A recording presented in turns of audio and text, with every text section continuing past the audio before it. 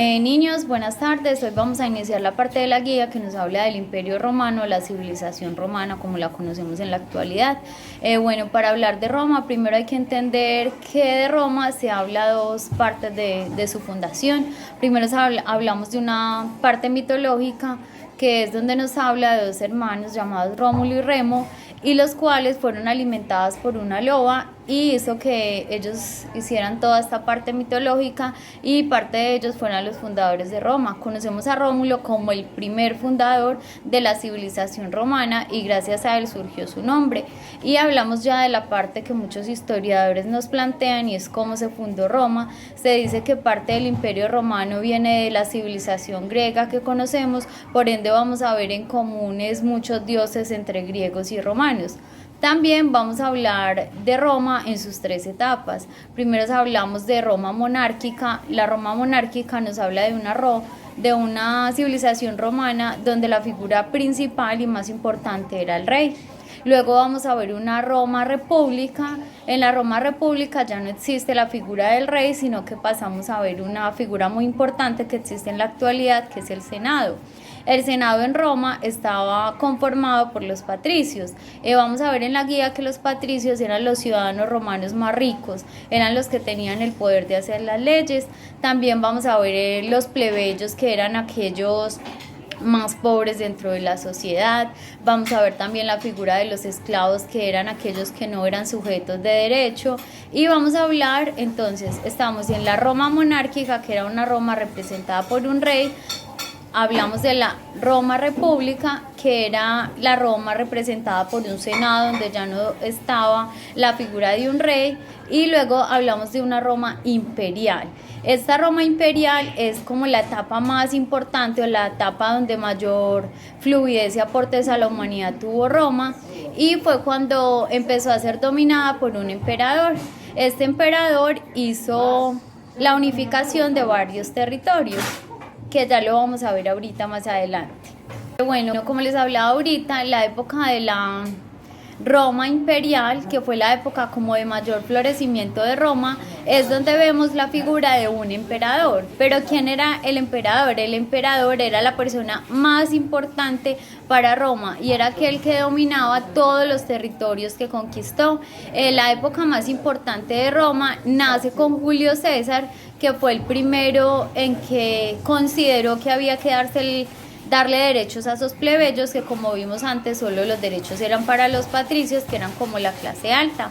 Resulta que Julio César, por las ideas que tuvo, fue asesinado por esos patricios, que eran los ricos, que no les convenía de alguna manera que el pueblo tuviera derechos o que hiciera parte de la opinión de cómo debía manejarse el Imperio Romano.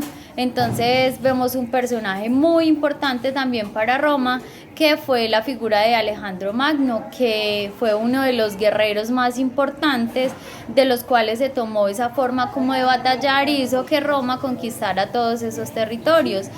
Una figura muy importante también para Roma, vamos a ver que es el ejército, porque Roma no solo estuvo en un territorio, sino que conquistó muchos, entre ellos Grecia, la península itálica, el mar Mediterráneo, incluso llegó a partes de Egipto. Entonces vamos a ver una Roma en su época de florecimiento que conquistó grandes territorios y se hizo muy grande. Entonces vamos hasta aquí. Bueno, ahorita vamos a hablar de por qué esta civilización es tan importante, o fue tan importante, aunque deberíamos hoy decir que lo es, porque todavía gran parte de esos aportes de esta civilización están en nuestra sociedad. Uno de los aportes más importantes de Roma para el mundo fue el derecho romano. Si ustedes miran, gran parte de las leyes de todos los países se basan en el derecho romano.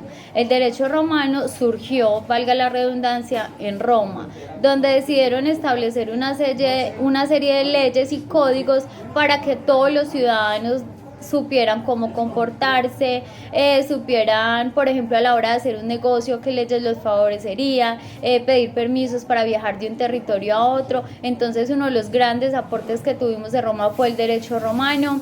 Otro gran aporte de Roma que hoy se conserva y es uno de los monumentos históricos más importantes de esta civilización fue el Coliseo Romano. Muchos se preguntarán, pero ¿para qué servía el Coliseo Romano? ¿Cómo se utilizó? Resulta que en la época en que Roma tuvo muchos conflictos, porque vimos unos ciudadanos que no tenían derechos, que estaban subyugados de alguna manera y que exigían derechos, los plebeyos de quien les hablé ahorita, ellos estaban iniciando una serie de protestas para que se les reconociera como ciudadanos o por lo menos para que se les tuviera en cuenta sus peticiones. Entonces lo que hicieron fue crear el Coliseo Romano para de alguna manera, entre comillas, crear un circo donde entretenían al pueblo para que se le olvidara todos los problemas que tenía económicos, el no tener derechos, y los entretenían, y lo que hacían era una pelea entre gladiadores o personas condenadas a muerte, y lo que hacían era que aquel que ganara la guerra le salvaba la vida, pero era una estrategia más para entretener al pueblo. También de Roma, algo súper importante fue nuestra religión, el cristianismo, que surgió en Roma. Como vamos a ver en cada una de las etapas de Roma que les dije ahorita, en su época de monarquía, en su época de república, en su época de imperio, la religión era una religión parecida a la de Grecia, era una religión politeísta donde creían muchos dioses, pero resulta que en la época de Roma, de su florecimiento, surge una religión muy importante que se llama el cristianismo, la historia que ustedes saben, con un personaje que se llamó Jesús.